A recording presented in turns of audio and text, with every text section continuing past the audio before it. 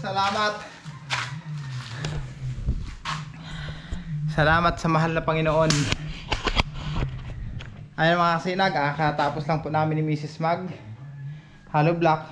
Yan mga kasinag ay 36 po na peraso yung na hollow block namin. Isang sakong simento lang po yan. Ang nagamit namin dyan ay 10 balding buhangin tapos isang sakong simento. 36 na peraso yung aming nagawa. Buti nga mga kasinag at tinuruan tayo ni Pay mag hollow block. Natuto na tayo kaya sinusulo-sulo ko no ngayon. Kaya ngayon mga kasinag kami na ni Mrs. ang gumagawa. Pag wala si Mrs. Sulo-sulo lang akong gumagawa dito. Pag nandito si Mrs. mga kasinag, tulong kami dalawa. Salamat sa mahal na Panginoon at nakakaminos kami sa bayarin. Imbis na ibabayad pa namin sa paggawa ng hollow block, nakakaminos na kami mga kasinag kasi kami na lang ang gumagawa. Bali 3 supot na simento pa lang yung nagamit namin mga kasinag. Tapos yung pang-apat ayan hollow blocking ko pa yan. Yung ibang na hollow block ko andito na. Ayan dito ko ikinamada. Yan naman gagamitin natin dyan mga kasinag. Tapos dito sa taas na ito. Tapos dito yan sa pintuan natin na yan. Dyan natin po yan gagamitin. Yung mga hinalo block namin na yan.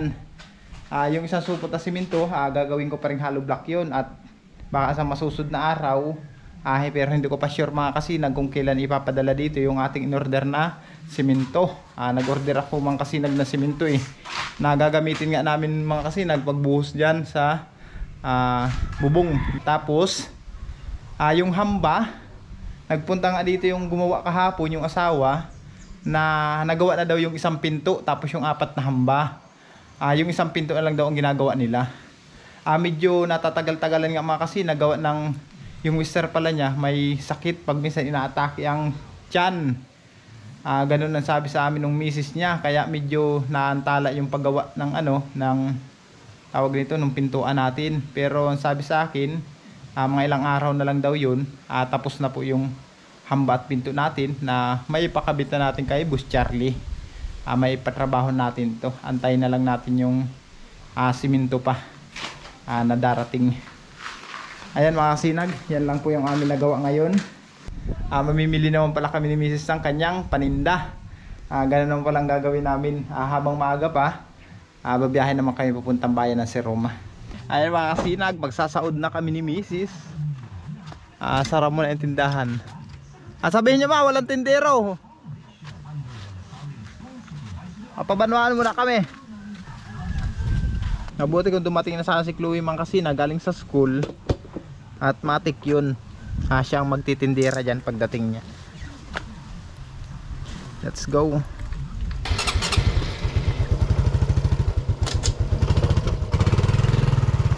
Okay. Ang tray ng itlog.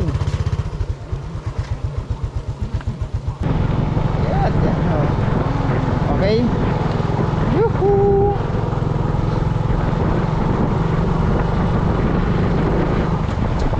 Ang gandang baybayon. Sarap ng hangin.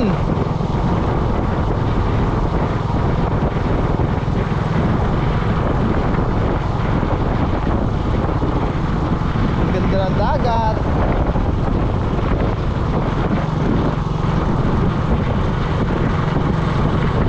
Mahirap lang kasi dito magdan mga kasinag sa buhanginan. Pag ang buhangin ay dry na dry, yan, mahirap dumaan kasi hindi makakalis ang motor. Lulubog na lulubog ang gulong. Ganun ang nangyayari.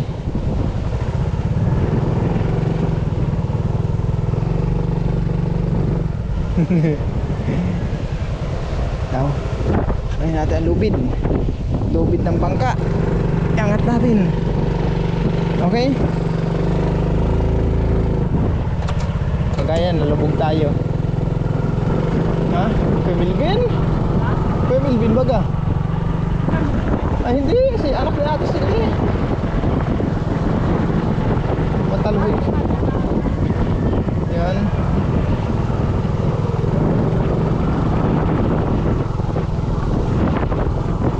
Yan ang pangalan? Anak ni ate sila oh. Dyan ba yan? Yan. Oh, hindi kagaya dati nung wala tayong motor ba pag napanaga tayo. Pero paggalon, rugado sa biyahe. Biruin mo sa jeep pa lang, bago ka makarating ng Naga, alas 12 na. Di ba? Puro rugado ka pa, isus. Tapos pauwi pa. Uwi ka, kinabukasan na. Kasi hindi mo naabutin ang biyahe ng hapon. Kaya salamat at nagka-service tayo. Kahit anong oras gustong pagpanaga, kahit anong oras pwede rin umuwi. Oo. Kahit madaling araw pa. Oo. Alala ko yan, sa terminal tayo natulog. Hirap pagka ganun.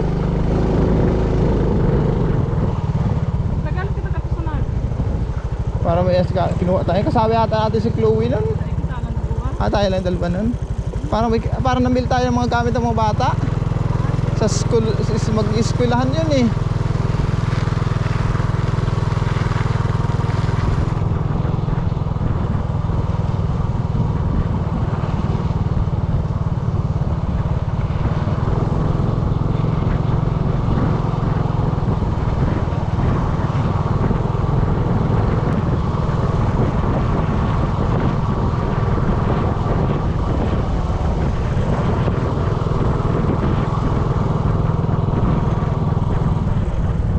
Barangay Bubuan.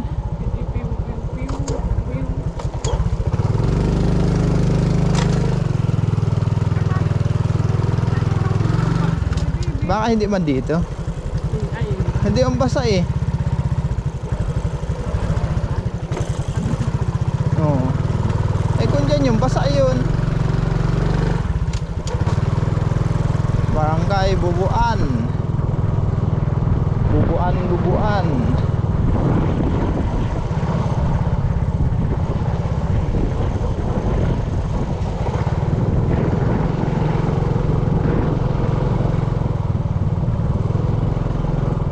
Pagbukas madaan nila, matanong kang itlog. May ano? Pag wala doon, diyan tayo matanong. Tanong tayo mamaya. Ayun baga. Palak-palak man yung gansa ay sarado baga. Nag-alay gata. Nag-gala. Ay nagala, naglako.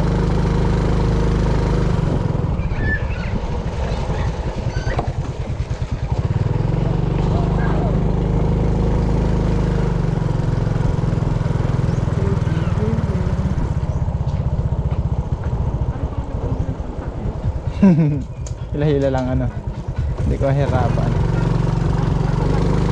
Oo.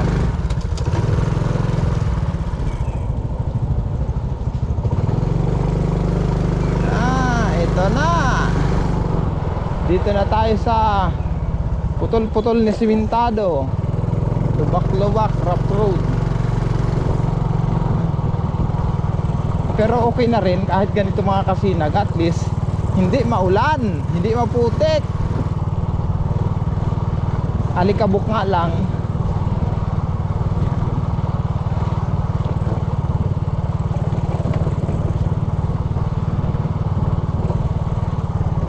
Ay! Yan. Okay lang yung ating video. Kaya mo nga. Lubat na yata. Lubat na?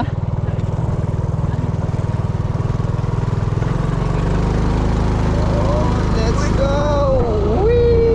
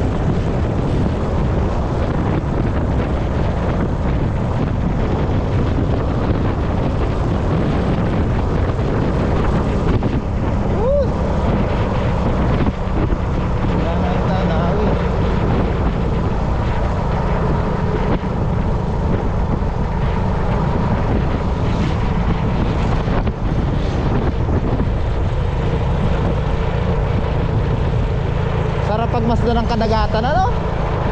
Sarap pagmasdan ng kadagatan. Oo.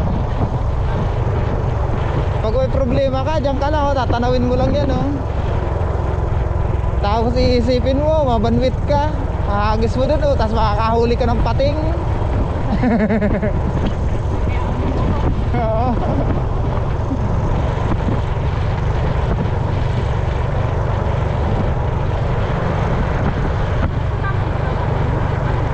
Ano ang mumurok? Ha? Ano ang mumurok?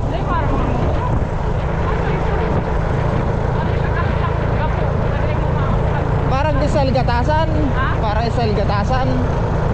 Iyo. Kami kuman. Pero pag hinawakan mo, masakit makatunog. Parang ngayong mukha niya ay buro-burangol. Yeah. Pero nakahiling na ako nun.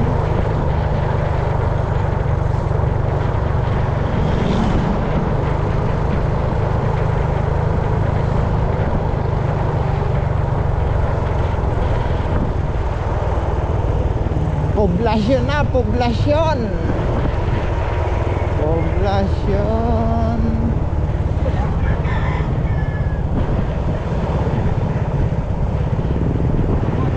Yun.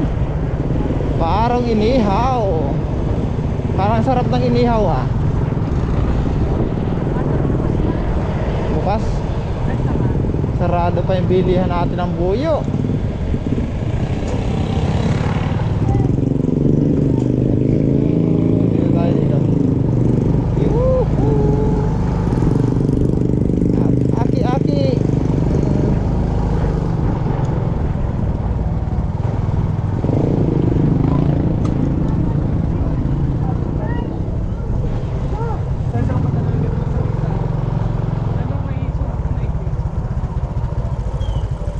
Okay.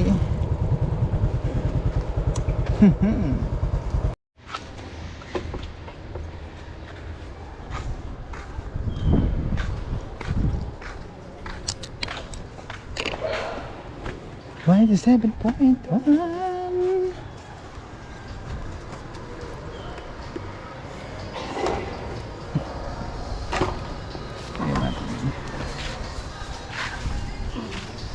Medium polar. Nalista mo.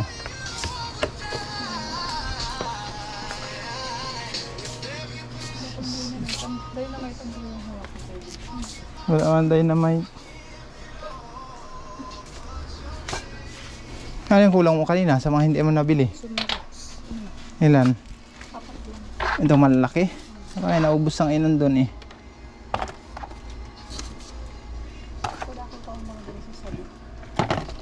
Yan, tapos ano pa?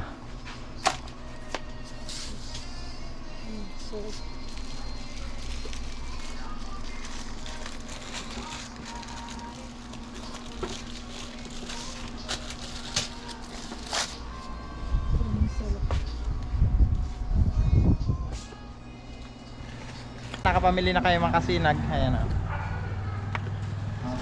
Kabox. Ayan lang yung binili namin.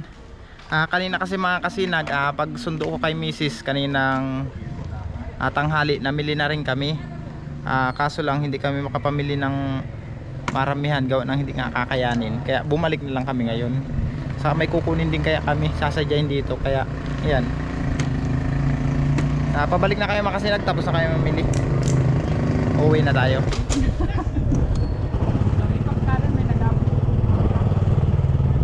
Okay, let's go.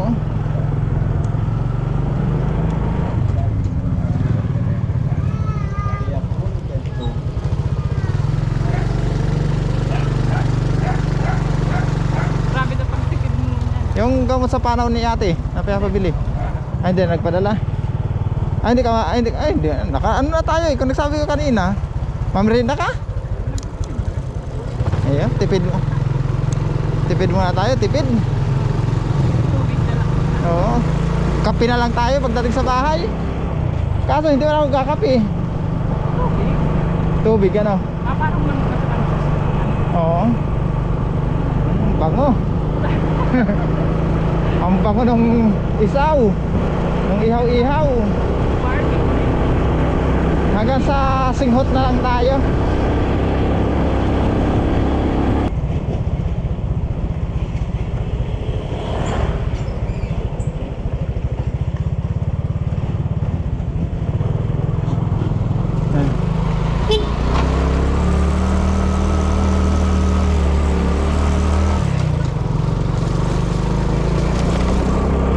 Thank you, pinauna tayo.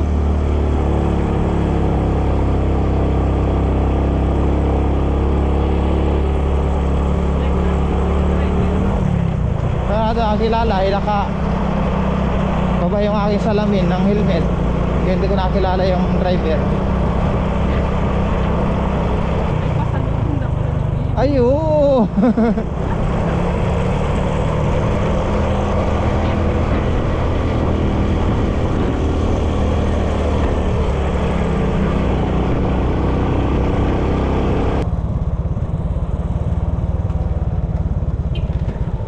May jeep dyan, may jeep.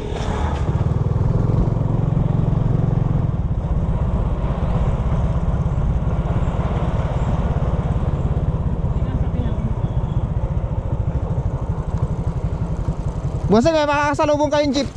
May jeep dyan.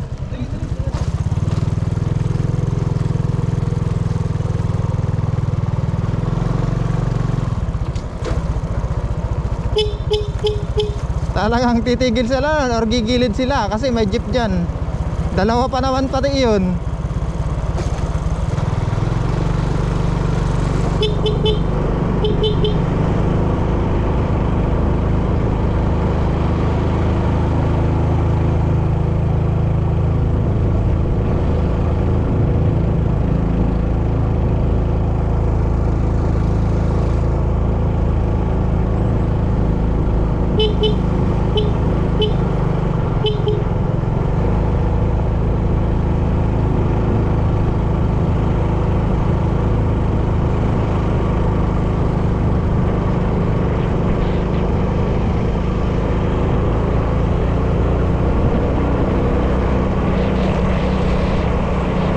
Okay lang yung box natin sa likod.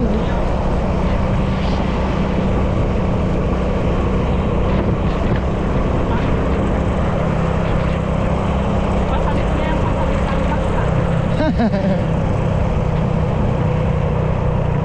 Pero may yung sign na niya.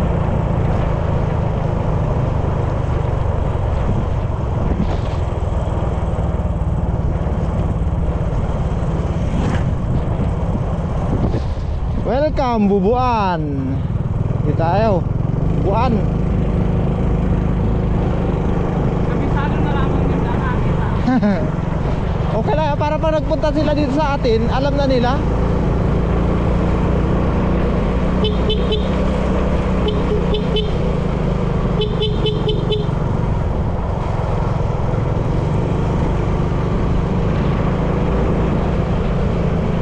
Yon. Hanggang dito lang mga kasinag ang simentado. Lubak-lubak na ito. Dire-diretso na ito mga kasinag hanggang sa bahay. May dikit pa. Ayun, yung mga putol-putol na simento dyan, yun na lang. Pero karamihan ganito ang daanan na.